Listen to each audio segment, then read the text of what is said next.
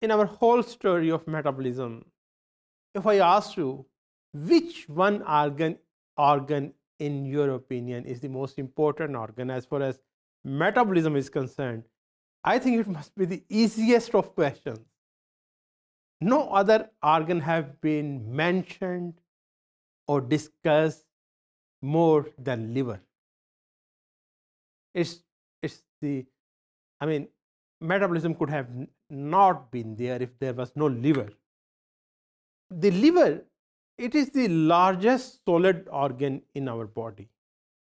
It's a very large organ. It's not a small organ. It is located beneath our rib cage in the right upper abdomen. One of the most important functions of liver is the detoxification. It gets rid of the harmful, it helps in getting rid of the harmful substances. It is also very much involved in the regulation of blood sugar, and we will see how. It has many important proteins, some of which, for instance, are the blood clotting factors. In addition to this, it also performs many other functions. It secretes bile, and you know how much important is bile for the digestion of the lipids.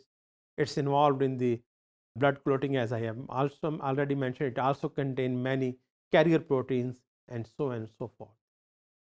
If we talk about the anatomy of the liver, it is composed of, it's reddish brown in color. It has a left and right lobe. It has falciform ligament which divide the right lobe from the left lobe.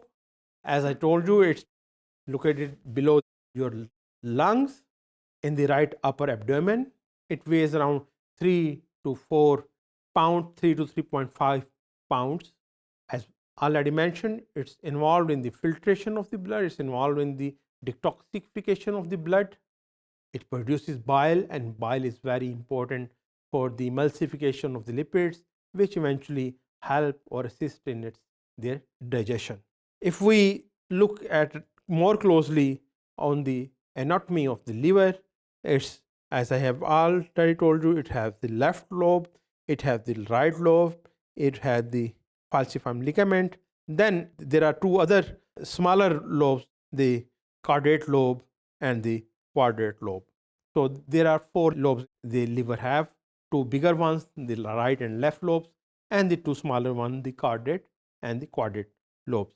And then these lobes have small, numerous, hundreds of thousands of lobules, and each lobule then contains thousands of, hundreds of thousands of cells, the hepatocytes. So, and these hepatocytes, of course, then give rise to the formation of different ducts, and in these ducts there flow the blood. In these ducts there flow the bile.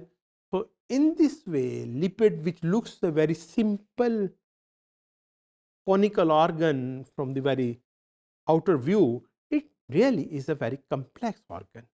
The common ducts because of which liver performs its function, they involve the hepatic duct that carries the bile from the liver, and then there is, as I have already told you, falciform ligament which divides the left and right lobe, and then there is, of course, the hepatic artery and the hepatic portal. When hepatic artery is, of course, which distribute the blood from the aorta to the liver and oxygenated blood, and then there is a hepatic portal vein which takes the blood from the blood which is full of nutrients. It takes the blood full of nutrients from the intestine, and that pour it into the liver, and the liver in turn filters that blood. It detoxifies that blood, and in this way the important substances in the blood which comes in the liver, they remain conserved there. So as a result of this, the overall concentration of the important substances are maintained or controlled or regulated in one hand, and on the other hand, the detoxification of the harmful material also occurs in the liver.